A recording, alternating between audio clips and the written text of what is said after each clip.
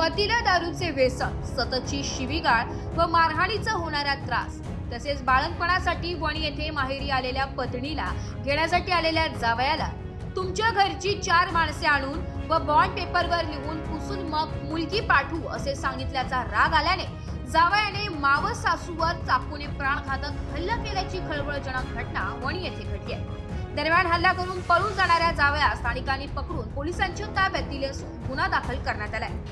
शुक्रवार दिनांक 28 नोव्हेंबर रोजी दत्तात्रय बाजीराव इकडे वर्ष 32 राहणार नांदूर मधमेश्वर तालुका निफाड हा कडगल्ली वणी येथे 7 महिन्यांपूर्वी बाळंतपणासाठी माहेरी आलेल्या पत्नी अक्षरा दत्तात्रय इकडे हीच भेटण्यासाठी व सोबत घेऊन जाण्यासाठी आला होता. दत्तात्रय इकडे यास मद्यपान करण्याचे व्यसन असल्याने व नशापाणी करून मुलीस त्रास मारहाण करीत देत असल्याच्या कारणावरून दत्तात्रय इकडे यांना अक्षरा इकडे यांची आई संगीता जाधव, मावशी मंगला पवार व मामी मीराबाई पाडवी यांनी तुम्ही तुमच्या घरचे 4 माणसे घेऊन या, तुम्ही नशापाणी करणार नाही, मुलीस शिवीगाळ व मारहाण करणार नाही असे बॉन्डवर लिहून द्या, नंतर तुम्ही अक्षरा हिला घेऊन जा असे सांगितले. याचा दत्तात्रय इकडे यास राग येत पायात बूट घालून दरवाजा बाहेर पडत असताना दत्तात्रय इकडे याने खिशात सोबत आणलेला चाकू काढून घरात पुन्हा येत पत्नीची मावशी मंगला गणपत पवार वर्ष 40 राहणार वणी यांच्यावर अचानक हल्ला चढविलाय. त्यांच्या मानेवर चाकूने 2 ते 3 वार करीत घरातून पलायन केले.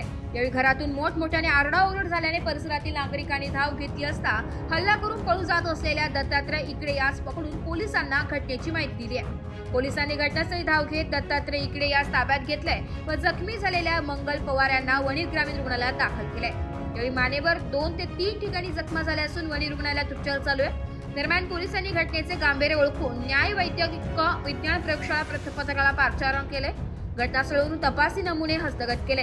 हल्लेखोर संशयित जावई हा नशेत असल्याचं स्थानिकांनी सांगितले असून पोलीस घटनेची अधिक तपास करीत आहे. दरम्यान अक्षरा इकडे यांची मामी मीराबाई संजय पाडवी वर्ष 52 यांच्या फिर्यादीवरून वणी पोलिसांनी रात्री उशिरा गुन्हा दाखल केलाय.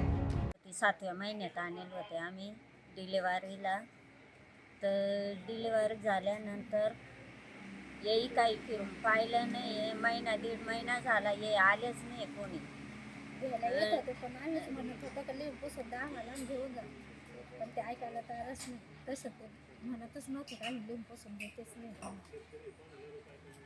वेगळाच डाव होता, त्यांचा वेगळा डाव होता, त्याच्यामुळे आम्ही नाही पाठवले.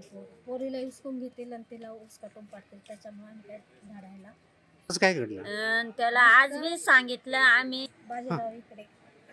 हां बोला, आज काय झालं? आप नाम बोलो. ओके करा बाजीराव दत्तू इकडे. चालू. हां बाजीराव दत्तू इकडे. पोरीलाच मारायचं होतं त्याला, ऐक पण ना. मग ते माझ्या बहिणीला चाकू मारून झालं. एकला आला आणि बसला गडीभर. बसला ना तो म्हणतो मला अक्षराला न्यायचंय. पाणी पेलं, परत त्याला तहान लागली. तो म्हणतो पाणी पाजा मला. आम्ही काही पाणी दिलं नाही. त्याला म्हणले तू निघून जा इथं, तुला काही कोणी पाणी देणार नाही, काहीच नाही. आम्हाला काही पोरं पाठवायची नाही. त्यामुळे तुझ्या आईला यांना घेऊन मग पाठवतो. तो गेला बाहेर निघाला, बुटा घातले, मोबाईल वर ठेवला, नंतर बाहेरूनच चाकू काढला आणि तसंच आला मारला. त्याचा 2 वेळा वार केले त्यांनी. 2 खासे 3 वेळा करायला आहे. 3 वेळा करून टाकले. आणि तो पळत सुटला आणि त्याच्या मागं मी पळत सुटली.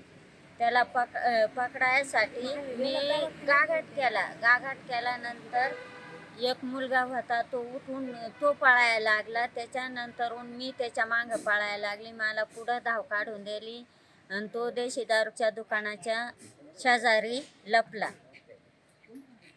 तिडून निसटला तसा बालवाडीत जाऊन लपला. बालवाडीतून निसटला तसा मोठ्या शनी मंदिरात जाऊन लपला. तिडं पोराई पकडला, तिडून ओढून आणला, मग पोलीस स्टेशनच्या ताब्यात द्याला. एस मराठी न्यूजसाठी तालुका प्रतिनिधी सौरभ पाटोळे, वणी.